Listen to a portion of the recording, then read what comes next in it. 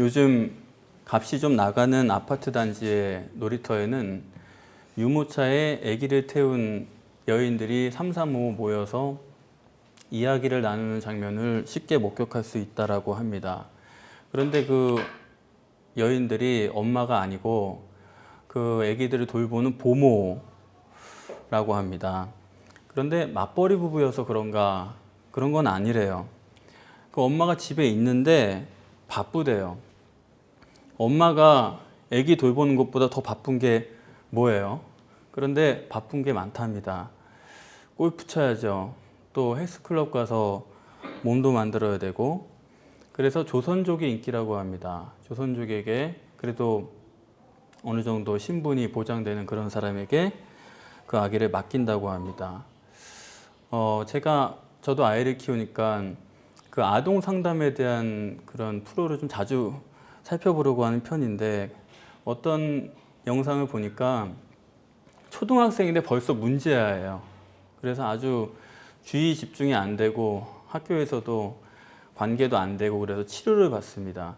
그 상담사가 와서 그 가정에 와서 그 아이와 시간을 보내면서 그런 문제들을 고쳐주는데, 그런 내용이 있더라고요. 이제 다 상담을 다 하고 이제 어머니가 오셔야 되는 거예요. 일주일에 한 번이니까요. 엄마랑 같이 상담을 하게 되는데, 점심때쯤 됐는데 전화가 옵니다. 죄송한데 제가 못 가겠다고. 그냥 골프 치러 왔는데 시간이 늦어져서 못 갑니다. 그러면서 일하는 아줌마를 바꿔달라고 그래요. 그래서 어디 전화해서 초밥을 시켜드려라, 애는 짜장면을 시켜줘라, 이렇게 하면서 영상이 마치는데, 그게 아주 요즘엔 신식이라고 그래요. 그렇게 해주면 아주 세련된 엄마라고 그래요. 전 그걸 보면서 정말 돈 많은 것도 저주다, 일용할 양식이 얼마나 축복인가에 대해서 생각을 해 보았습니다. 이 누가복음은 부자 복음이라고 생각을 합니다. 실제로 성경에는 부자가 등장하는 경우가 많은데 그건 다 이야기들이고, 실제로 부자가 주요 등장인물이 돼서 나오는 경우 그렇게 많지 않습니다. 마태복음과 마가복음에는 부자 청년 그 한 사람이 딱 한 번 나와요. 그런데 누가복음에는 그 부자 청년도 나올 뿐만 아니라 부자와 나사로 이야기 아시죠? 거기에 그 부자가 주인공으로 등장을 하고, 그리고 오늘 이 부자 삭개오, 이 사람도 다루고 있습니다. 그러니까 누가복음은 부자에 대한 얘기가 적어도 크게 3번이 나옵니다. 그렇기 때문에 누가복음은 부자복음이라고 생각을 합니다. 여기에 대해서 우리가 좀 더 깊이 생각할 수 있는 것은, 이 부자들이 다 여리고나 여리고 근처에 사는 사람들이라는 거예요. 누가복음 15장에 보면 예수님께서 이미 갈릴리를 떠나서 예루살렘을 향해 가십니다. 그때 허다한 무리가 예수님을 뒤따랐다 그랬어요. 그리고 나서 16장에 가면 부자와 나사로 그 이야기가 나옵니다. 그러니까 그 부자와 나사로는 예루살렘을 향해 가는 도중에 떠오른 그런 사람이에요. 그러니까 부자와 나사로의 그 부자는 적어도 갈릴리 사람은 아닙니다. 그렇게 보면 이 부자와 나사로에 나오는 그 부자나, 그리고 18장에 나오는 부자 청년이나, 또는 19장에 나오는 삭개오나 다 여리고 근방의 사람들이다, 그렇게 생각해야 옳을 것입니다. 왜 그렇게 부자들이 이 여리고에 편중되었나? 여리고는 아프리카에서 아시아를 가든지 아시아에서 아프리카를 가든지 반드시 거칠 수밖에 없는 그런 지역입니다. 그러니까 상업이 발달하는 것은 더 말할 나위가 없어요. 그래서 여리고에는 유일하게 거의 부자가 많은 도시라고 말할 수가 있습니다. 즉 여리고는 물질이 풍부한 곳이에요. 왜 하나님께서 여호수아에게 여리고를 재건하는 자는 저주를 받을 것이라고 말했는지 알 수가 있습니다. 성경은 항상 물질이 풍부한 곳을 저주하고 있어요. 그래서 성경에 동방으로 간다, 동방 사람이라는 건 뭘 뜻하냐 하면 그건 물질이 풍부하다는 뜻입니다. 옛날엔 동방이 발달했기 때문에. 그리고 여러분들이 아시는 애굽도, 애굽에 대해서 상징하는 것은 전부 다 애굽은 물질이 풍부한 곳이다, 바로 그런 의미가 있고, 나중에 계시록에서 바벨론이라는 성도 물질이 가득 찬 곳입니다. 그리고 여러분이 생각하시는 그 666이라는 것도 그 뜻이 물질 절대란 뜻이에요. 육체 전부다, 그런 뜻이 있습니다. 성경은 그걸 싫어합니다. 본문도 예수님께서 여리고를 지나가시다 그랬는데 이거는 그냥 평범하게 읽을 수 있는 말이 아니고 이건 분명한 강조입니다. 예수님이 여리고를 지나가신 것은 그건 역사적인 사실이죠. 그런데 성경에서 역사적 사실을 아는 건 별로 중요한 게 아니에요. 무슨 일이 일어났다, 그걸 알려고 성경을 읽는 게 아닙니다. 왜 여리고를 통과하게 하셨느냐? 그 하나님의 설정에 대해서 생각을 해야 되는 것입니다. 여리고를 가신 것은 우연이 아니에요. 여리고를 통과했다는 역사적 사실을 말하려는 것이 아닙니다. 여리고를 지나서 며칠 안 있으면 예루살렘에 도착하게 되고, 그러면 공생애는 끝나는 겁니다. 이제 예루살렘에 들어가기 전에 마지막 거치는 곳이 여리고인데, 이 여리고에서 만나는 사람이 바로 이 부자 삭개오라는 점이에요. 부자가 천국에 들어가는 것은 낙타가 바늘귀에 들어가는 것보다 어렵다고 했는데, 공생의 끝에 여리고성에 들러서 부자 삭개오가 이렇게 오늘 구원받는 내용을 하나님께서 설정하셨다는 것은 정말로 우리가 깊이 생각해야 되는 말씀이라는 사인을 주시는 것입니다. 이미 앞서 말씀드린 바와 같이 그 세 부자를 함께 생각을 해야 돼요. 삭개오는 부자 중에서 직업이 있죠. 세리장이라고 그랬습니다. 부자와 나사로의 그 부자는 직업을 기록하지 않았어요. 그 말은 자기가 번 게 아니고 유산이라는 얘기입니다. 자기가 노력해서 번 사람은 돈의 귀중함을 알아요. 유산으로 물려받은 사람은 돈의 귀중함을 모릅니다. 탕자도 어떤 사람이에요? 아버지의 유산을 받으니까 그거를 탕진해버리지 않습니까? 돈을 번 사람과 돈을 물려받은 사람은 전혀 다른 것입니다. 자기가 고생해서 벌었으면 그렇게 될 수가 없는 거거든요. 그러니까 부자와 나사로의 그 부자도 뭐라고 그랬습니까? 자색옷과 고운 베옷을 입고 항상 호화로에 연락하더라. 날마다 허랑방탕하게 썼다라는 것입니다. 그 말은 유산으로 돈을 쓰는 거지 자기가 번 것은 아니다, 그 얘기죠. 또 부자 청년도 왜 부자인데 청년이라는 것을 자꾸 강조합니까? 청년이 자기가 부자 될 수 있는 길이 있습니까?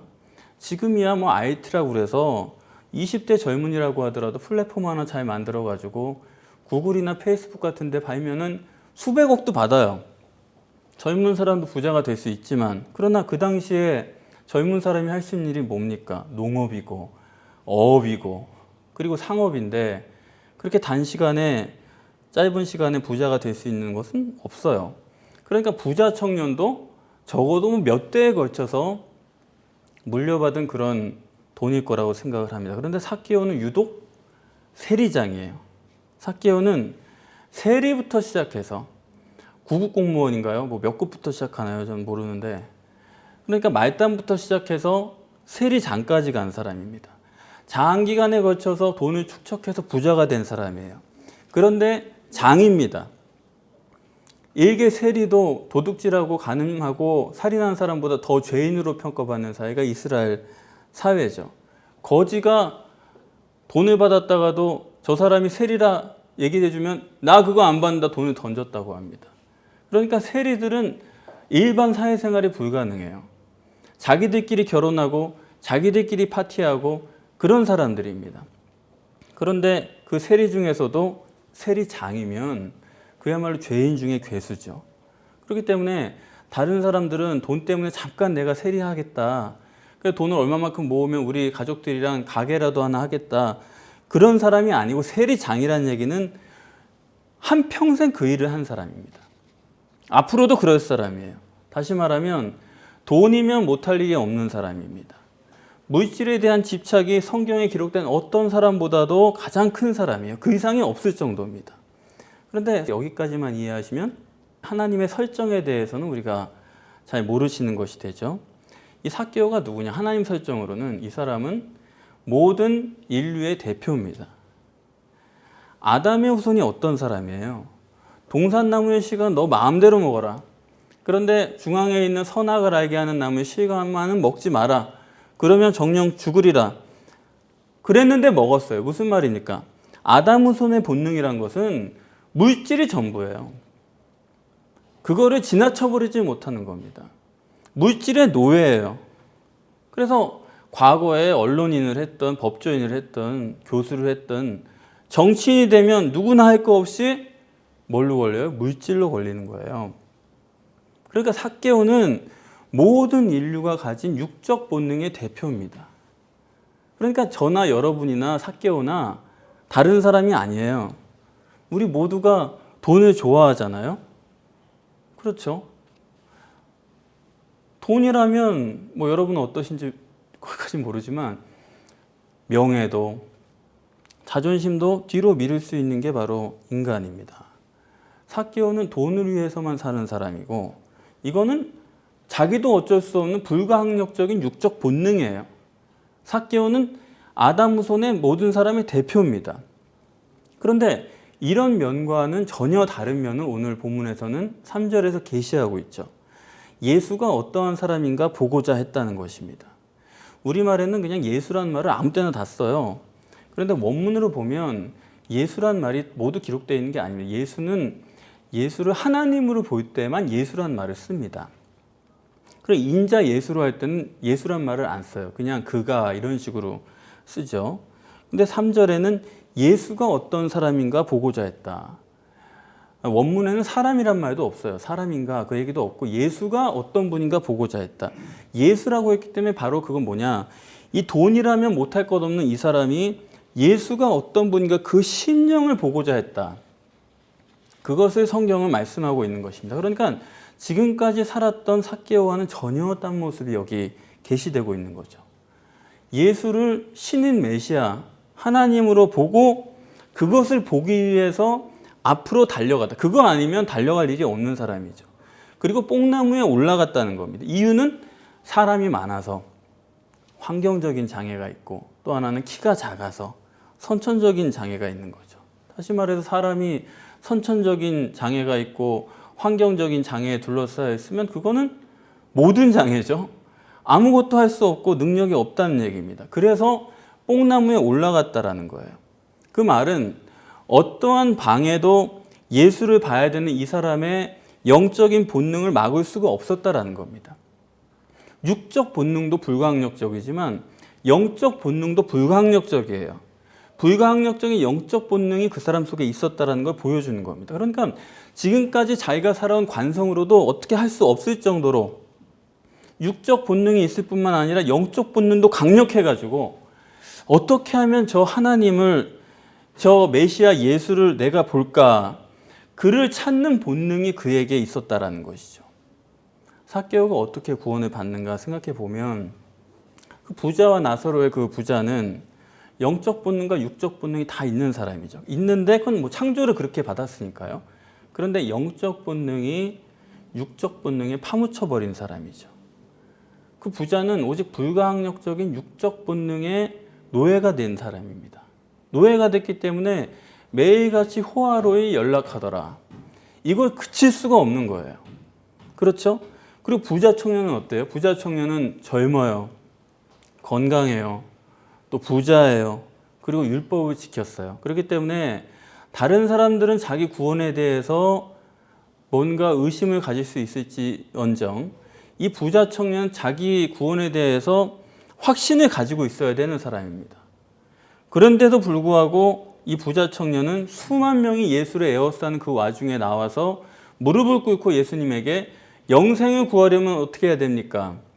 그걸 물었다라는 거예요. 다시 말하면 사람들 앞에서 자기 무릎을 꿇을 만큼 영적 본능을 강력하게 가지고 있는 사람입니다. 그러니까 영적 본능과 육적 본능을 하나님께서 창조해 놓으신 그대로 가지고 있는 그런 사람이에요. 그런데 어디서 끝났느냐? 갈등하는 데서 끝났습니다. 그게 그 사람의 안타까운 점이에요. 그런데 삭개오는 어떤 사람이에요? 겉으로 보기엔 늘 육적 본능에 만족하고 사는 사람이죠. 그것보다 더 귀한 건 없고 잘하고 있어요. 그런데 그 육적 본능에 만족하면서도 한편으로 영적 본능에서 갈등하는 사람입니다. 그 갈등 속에서 메시아를 찾고 예수를 찾아 뽕나무에 올라간 사람이 바로 삭개오가 되는 거예요. 흔히 우리는 그건 우리 다 알고 계시죠? 사람이 육적 본능과 영적 본능이 있어서 갈등하다가도 고난을 당하면 사람이 영적 본능으로 돌아가게 되어 있어요. 그거 우리가 다 알고 있지만 그러나 그것이 누구에게나 적용되는 법칙은 아닙니다. 삭개오에서 말씀하려고 하는 것은 부자도 갈등한다라는 거예요. 육적으로 잘 돼도 갈등하고 물론 사람이 육적으로 고난을 당하면 그때 갈등이 시작되는 것이 대부분이죠. 그러나 육적으로 자기가 아무리 고난을 당하든 아니면 부자가 되고 성공하든 간에 갈등하는 사람은 갈등합니다. 육적으로 아무리 잘 돼도 갈등하는 사람은 계속 갈등해요. 전도서에 보면 거기 있는 사람들 다 성공한 사람들이죠. 다 성공해 놓고서 하는 말이 모든 것이 헛되다. 헛되고 헛되고 헛되며 헛되다. 계속 헛되다라고 말하는 것입니다. 문제는 육적으로 성공을 하고 있느냐, 육적으로 망가졌느냐, 박살이 났느냐, 그런 문제가 아니고 육적으로 사람이 망했다고 해서 그 사람이 영적으로 어떤 길이 열리는 게 전혀 아니죠. 심령이 가난해지는 게 아닙니다. 육적으로 다 박살이 났어도 심령이 딱딱한 사람 수도 없이 봤어요. 그렇기 때문에 육적으로 성공한 사람이라 할지라도 또 마음 한켠에 영적으로 갈등하는 사람들도 볼 수 있는 것입니다. 저는 그런 내용들에 정말 100% 오늘 성경 말씀 100% 공감하는 게 저도 그래요. 저도 성격적으로 열심히 하면 열심히 했지 게으르게 하는 스타일은 아닌데, 그런데 그동안에 육적으로 박살이 날 때도 마음이 힘들고 괴롭지만, 그러나 육적으로 안정이 되고 편안해도 마음이 편치를 못한 거예요. 그걸 100% 저는 공감을 합니다. 그렇기 때문에 육적으로 성공했느냐 육적으로 망했느냐는 상관이 없는 거예요. 그래서 여러분들도 여러분의 자녀를 어떻게 키울 것인가, 여러분의 자녀들이 어려서부터 육적인 것에만 관심을 갖게 해가지고는 그건 틀린 겁니다. 그건 천국을 못 갑니다. 여러분들 제발 애들을 마트나 몰 같은 데 자주 데려다니지 마세요. 그거 절대로 좋은 게 아닙니다. 그렇게 늘 육적인 데만 관심을 갖도록 애를 노출시키는 것은, 그래가지고 애가 뭐가 돼요? 영적인 사람은 되지 못하는 것입니다. 그렇기 때문에 우리가 그런 것부터 고민하는 부모가 돼야 되는데, 오늘 본문에 이렇게 삭개오가 뽕나무에 올라가 있을 때 예수께서 삭개오에게 다가오셔서 우러러 보셨다 그랬습니다. 이때 삭개오가 더 기쁠까요? 예수님이 더 기쁠까요? 예수님이 더 기쁜 거예요. 예수님은 여리고에 이 사람을 만나러 오신 겁니다. 그렇지 않으면 여기 올 이유가 없어요. 예수님은 다른 모든 사람은 아무런 관심이 없어요. 사람이 많고 적으냐는 관심이 없습니다. 인자에 온 것은 잃어버린 자를 찾으러 온 것이다. 그렇게 말씀했죠. 그렇기 때문에 여리고에 온 겁니다. 그 이유 아니면 여리고에 들를 이유가 없습니다. 잃어버린 자를 찾으러 왔다고 했는데 원문에는 아폴루미 그랬어요. 아폴루미는 박살이 났다는 얘기입니다. 심령이 완전히 부서진 사람이에요. 이 한 사람을 찾기 위해서 예수님께서는 여리고에 오신 것입니다. 그렇기 때문에 뽕나무에 올라 있는 삭개오를 우러러 보시며 기뻐하신 것입니다. 그리고 하신 말씀이 삭개오야 오늘 내가 내 집에 유하여야겠다. 삭개오의 이름을 불러주셨어요. 삭개오는 예수가 메시아라는 걸 믿기 때문에 뽕나무에 올라갔죠. 그런데 정말로 예수는 삭개오 이름을 알고 있어요. 그리고 오늘 내가 내 집에 유하여야겠다. 유하리라가 아닙니다. 유하지 않을 수 없다. 그런 얘기예요.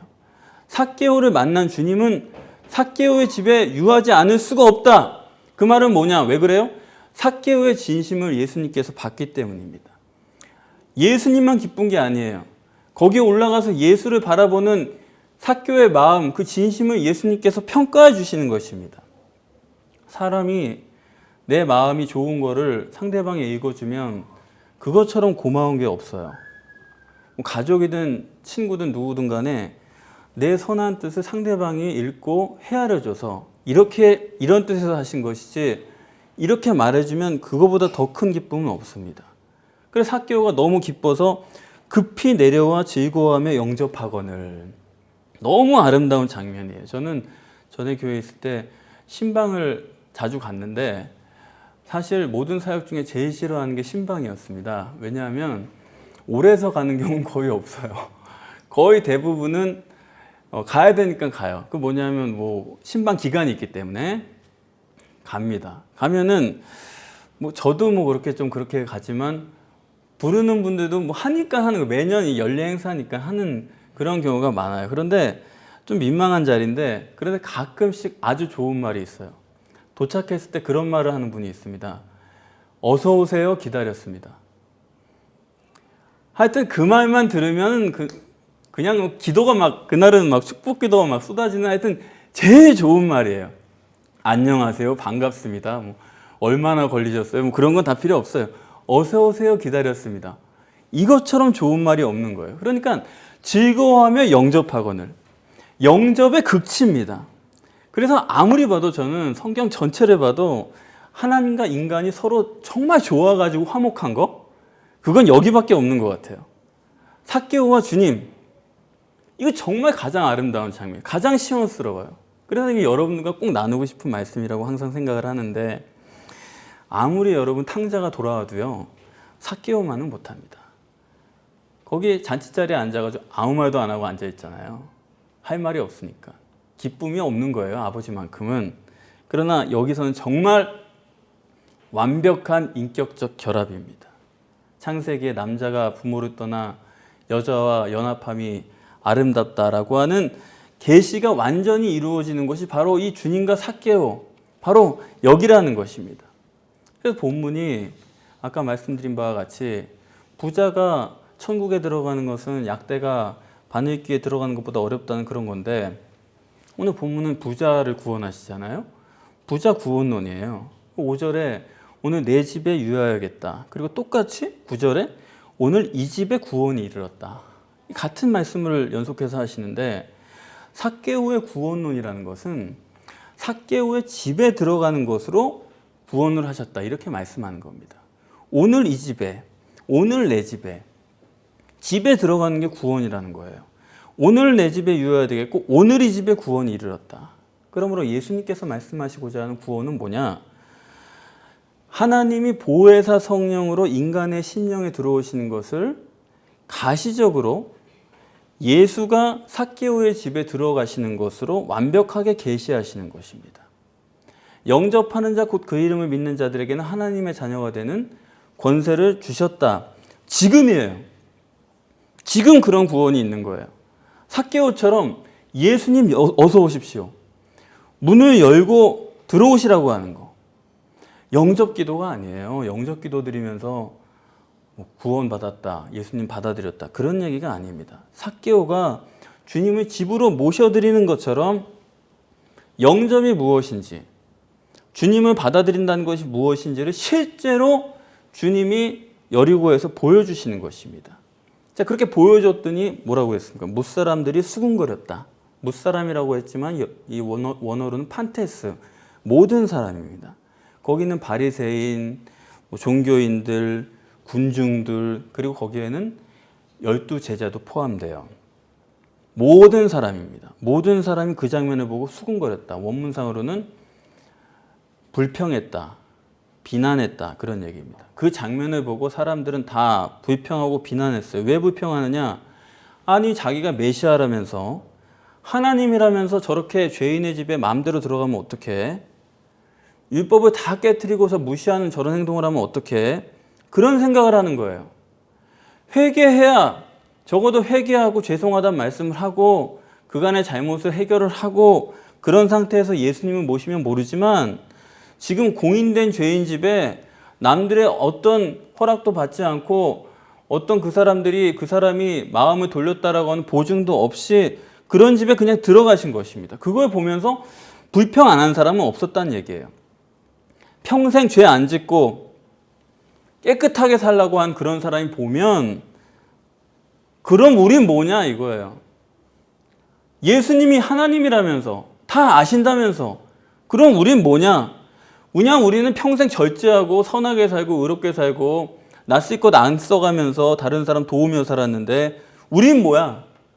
죄인 중에 죄인이고 마음을 돌이킨다는 표시도 전혀 안 하는 저런 사람을 메시아라고 그러면 들어가 버리면 그동안에 신실하게 산 우리는 뭐야 이게? 구약에서부터 하나님이 집에 들어가신다는 것은 그건 구원을 말하는 건데 하나님이라고 하는 사람이 저렇게 저기 쑥 들어가면 저거 어떡하냐? 들어가기 전에 의롭고 선해야 될 거 아니야? 그걸 바꿔놓고 들어가야 될 거 아니야? 모두가 불평불만했다라는 것입니다. 이건 어떻게 보면 뭐 너무 당연하죠. 이 점이 심각한 거예요. 베드로전서 3장 21절에 보면 육체의 더러운 것을 제하여 버림이 아니요 오직 선한 양심이 하나님을 찾아가는 것이라 그랬습니다. 지금 삭개오의 양심이 하나님을 찾아가는 것입니다. 여기에 지금 온 세상이 진리라고 믿고 있는 죄사함의 구원론과 전혀 다른 것이 있는 거예요. 여러분, 지금 예수님께서 공생의 맨 마지막에 며칠 후면 십자가에 돌아가시게 되는데 왜 이 시간에 수천 년간 인간의 본능으로 이해가 안 되는 방식으로 공인된 죄인의 삭개오 그 집에 들어가셨는가? 하나님은 회개하는 죄인을 구원하는 것이 아닙니다. 죄인 중에서 용서할 수 없는 죄인을 구원하는 것입니다. 그게 하나님의 용서예요. 그렇기 때문에 오늘날 사람들이 죄사함이 있어야 구원받는다라는 말을 하는 것을 미리 다 내다보시고 절대로 죄사함 받는다고 해서 그것이 구원이 아니다. 30억 기독교인들이 뭐라고 말하든 간에 그건 아니에요. 예수 피로 죄사함 받으면 구원받는 게 아닙니다. 절대로 그런 얘기가 아니라는 것을 여기서 분명하게 경고하시는 거예요. 여기 지금 삭개오의 구원에 어디에 십자가가 있습니까? 여기 어디에 죄사함이 있습니까? 예수님이 아니 이렇게까지 공생의 마지막까지 죄사함 구원 아니다. 절대 그 상관없다. 그런데도 불구하고 사람이 죄사함 받고 그 다음부터는 결단해서 선하고 의롭게 살아야 구원이 된다라고 그렇게 가르치는 거는 그거는 용납받을 수 있는 문제가 전혀 아닙니다. 혹시라도 사람들이 이 구절을 읽으면서 그래도 삭개오가 속으로 회개했을 거야. 여기 뭐 안 써있지만 예수님이랑 그런 얘기가 오갔을 거야. 그런 사람들이 있을까 봐서 주님은 구원을 삭개오의 집에 들어가신 것으로 확증하신 거예요. 회개하고 구원받은 게 아니에요. 회개하고 집에 들어간 게 아닙니다. 영접하니까 그냥 들어가신 거예요. 영접하니까 구원을 받은 거예요. 그렇기 때문에 여기 지금 삭개오가 구원받은 모습이 표현된 걸 보세요. 8절에 서서 주께 여짜오되 주여 보시옵소서 내 소유의 절반을 가난한 사람들에게 주겠사오며. 서서, 왜 이 말을 꼭 서서 하는 겁니까? 지금까지 삭개오는 죽어 있었거든요. 죽은 사람은 누워 있을 수밖에 없죠. 그러나 살았기 때문에 서서 이 말을 하는 것입니다. 8절에 삭개오는 집에 들어오신 성령으로 인해서 산 사람이에요. 예수님이 그 집에 들어오니까 즉시로 그 영혼이 살았습니다. 그 증거는 지금까지 돈이라면 못할 것이 없는 사람이, 돈에만 집착하는 그 사람이, 그런 사람이 지금 주님이 집에 들어오시니까 그 영혼이 거듭나더니 주님은 이전에 부자 청년에게 너 있는 것을 다 팔아서 가난한 사람들에게 나눠주라. 그런 말씀을 지금 하신 것도 아닌데 이 사람이 지금까지와는 전혀 상상할 수 없는 그런 말을 하는 거예요. 내 재산의 반을 주겠습니다. 이거는요, 불가능한 얘기입니다. 인간이 할 수 있는 말이 아니에요. 이거는 사람이 자기가 생각해서 무슨 넉넉한 마음으로 할 수 있는 말이 아닙니다. 육적 본능으로는 이런 말을 절대로 못해요. 불가능합니다. 그렇다면 어떻게 할 수 있었느냐? 오직 그 안에 들어오신 성령의 역사로 한 말입니다. 다시 말해서 이거는 불가항력적인 거지. 삭개오가 뭐 생각을 넓혀서 뭐 사람 사는 도리를 내가 찾아야지, 그런 생각의 연장에서 한 얘기가 아니에요. 삭개오의 생각에서 나오는 게 아닙니다. 이런 게. 예수님께서 오늘 내 집에 유하리라, 오늘 이 집에 구원이 이르렀다, 그렇게 말씀하시고 나니까 성령이 그 속에 들어오셔서 성령이 그 속에서 하시는 말입니다. 그래서 예수님의 결론은 어떻게 삭개오가 생애 가장 중요한 목적을 두었던 물질을 포기할 수 있는 사람이 되었느냐. 이거는 삭개오의 생각이 박힌 게 아니고 오직 성령에 들어오셔서 그 생각을 그 속에서 창조하신 것입니다. 그리고 예수님은 왜 이런 일들을 마지막에 여리고에서 하시는가? 여러분, 우리는 이 성령 세례라는 것도 관념적으로 생각을 합니다. 성령 받는 거, 우리 성령 받았어, 나 성령 받았어. 그래서 목사도 뭐라고 말합니까? 성령이 물리적 실체로 역사하는 게 아니에요. 그래서 성령도 감동, 감화 이런 식으로 얘기하는 겁니다. 감동, 감화하면 그거 듣고 마음이 받아서 마음이 움직이면 내가 그냥 결정하는 거예요. 안 하면 안 하는 거고 하면 하는 거고. 그러니까 감동 감화라는 건 뭐냐면 실제로는 내가 결정하는 거예요. 내가 결단해야 되는 거예요. 다시 말하면 성령의 감동 감화라는 말은 성령이지만 그게 실체가 아니란 얘기입니다. 실제적 능력이 없다란 얘기예요. 그런데 예수님은 이 마지막에 삭개오로 우리에게 증거하시고자 하신 것은 너희가 나중에 사도행전 2장 이후에 성령 세례를 받게 되는데 그 성령이란 것은 물리적 실체다. 우리에게 감동 감화만 전해주는 그런 존재가 아니고 물리적 실체라는 것은 우리 속에 생각을 만들어낸다는 얘기입니다. 그런 능력이 있다라는 거예요. 여러분, 물리적 실체라는 것을 올바로 깨닫지 못하면 뭐 어떤 설교를 들어도 뭐 제 설교를 아무리 들으셔도 의미가 없어요. 물리적 실체가 아니면 영이신 하나님이 천지를 창조하셨다는 것도 실제가 될 수가 없어요. 물리적인 실체가 아니면 천지 창조도 사실이 될 수가 없어요. 물리적 실체가 육의 물질에 실제적으로 역사할 수 없다면 그건 창조가 아닌 겁니다. 그러나 영이 실체라고 한다면 하나님의 창조는 완전한 과학이에요. 영이 실체가 아니면 동정녀에게 성령이 역사해서 아이를 잉태했다는 것은 거짓말입니다. 그거는 신비일 수밖에 없어요. 그러나 영이 실체면 성령의 역사로 처녀 몸에 잉태했다는 것은 완전한 과학이에요. 합리적인 과학입니다. 영이 실제라는 것을 믿지 못하면 우리가 아무리 신앙생활을 해도 하나님이 만들어내시는 단 한 조각의 생각도 우리 속에서 떠오르질 않습니다. 영의 실체라는 걸 믿어야 돼요. 그래야지만 그게 하나님의 역사로 나타나는 거지.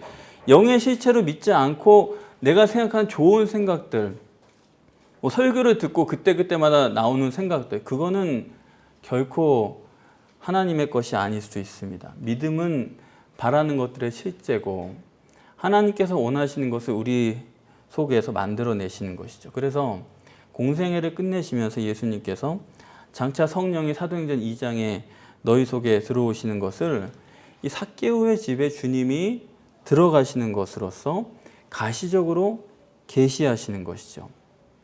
이 들어오시는 사건을 삭개오가 너무너무 기쁘게 맞이했습니다. 예수님이 집에 들어오심으로써 구원이 이루어진 거예요. 그 순간에. 그 집안에 예수님이 계시니까 도깨비 방망이 같은 하나님이 내 집안에 계시니까 그걸 믿고 내가 하나님이 돼버리는 겁니다. 내가 하나님 돼버리지 않으면 내 재산의 반을 버려도 됩니다. 이런 말 못해요. 예수님이 내 안에 들어오시는 게 실체가 돼버리니까 그 귀한 재산을 포기할 수 있게 되는 것입니다. 삭개오의 심령이 되셔서 주님이 가장 기뻐하시고 또 여러분도 주님을 가장 기뻐하는 신앙생활이 되시고 그리고 성령의 능력으로 이 땅에서 승리하시고 그 성령의 능력으로 하나님처럼 되어서 천국에 입국하실 수 있게 되기를 바랍니다.